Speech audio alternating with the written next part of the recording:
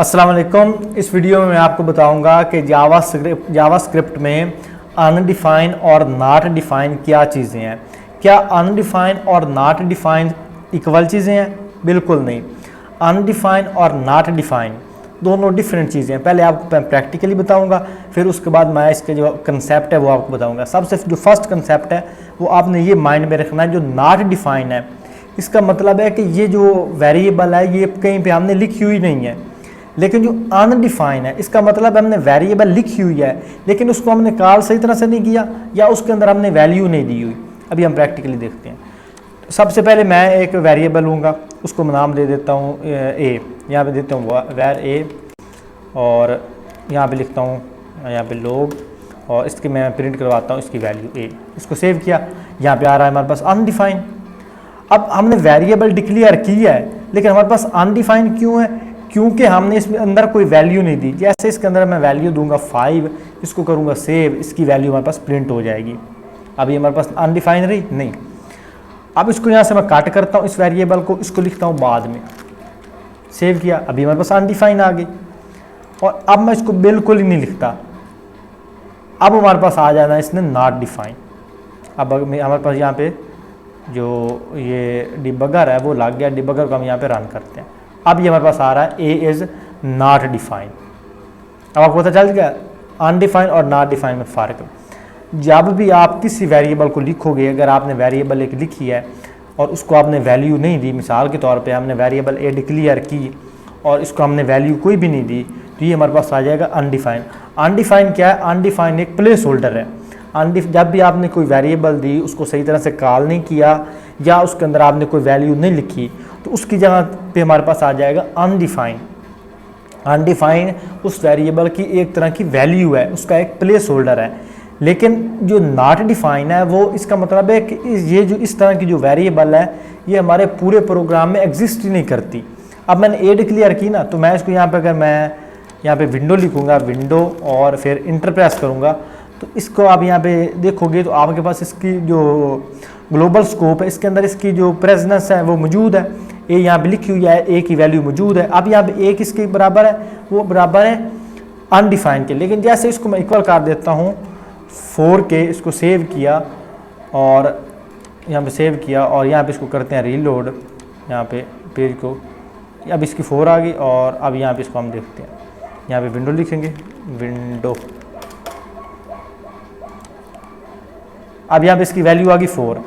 अब पता चलेगा कि अगर वेरिएबल हमने लिखी हुई है और उसको हमने वैल्यू नहीं दी तो उसकी बाय डिफ़ॉल्ट वैल्यू आ जाती है अनडिफाइन। ये आई थिंक जो जितनी भी प्रोग्रामिंग लैंग्वेज है ये सिर्फ जावास्क्रिप्ट में है। तो और जो नॉट डिफाइन इसका मतलब कि वो हमने लिखी नहीं है। अब ये तो आपका एक डाउट क्लियर हो गया। अब अनडिफाइन जो है हमें कहाँ कैसे कैसे मिल सकता है? एक तो अनडिफाइन हमें मिलेगा अगर हमने वैल्यू नहीं दी, जो जिस तरह से अगर इसमें मैं 4 नहीं लिखूंगा तो हमारे पास आ जाएगी अनडिफाइन। लेकिन एक और भी हमारे पास है कि अगर हम इसको बाद में कॉल कर लेते हैं, मतलब सॉरी पहले कॉल कर लेते हैं बाद में डिफाइन करते हैं। अब हमने जो वेरिएबल ए है उसको वैल्यू तो दी हुई है 4, लेकिन हमने वैल्यू उसको बाद में दी है, कॉल उससे पहले कर लिया है। यहाँ पे देखा है कि हमें console.log को हमने ए को पहले कॉल कर लिया है और उसके बाद हम ये जो है ए को डिफाइन कर रहे हैं। तो ये अगर आप एक मेरी वीडियो मौजूद है होस्टिंग की, जावा से होस्टिंग, अगर वो आपने देखी हुई है तो आपका मज़ीद अच्छे से कंसेप्ट जो कवर होगा। लेकिन अगर मैं फंक्शन यूज़ करूँगा तो फंक्शन को चाहे मैं पहले लिख लूँ, पहले कॉल कर लूँ या बाद में कॉल कर लूँ, वो हमारे पास सेम ही रहता है, उसकी वैल्यू सेम ही आती है। अब यहाँ मैं जो ये हमारे पास अनडिफाइन और नॉट डिफाइन है, इसको मैं इफ एल्स की मदद से आपको एक्सप्लेन करता हूँ।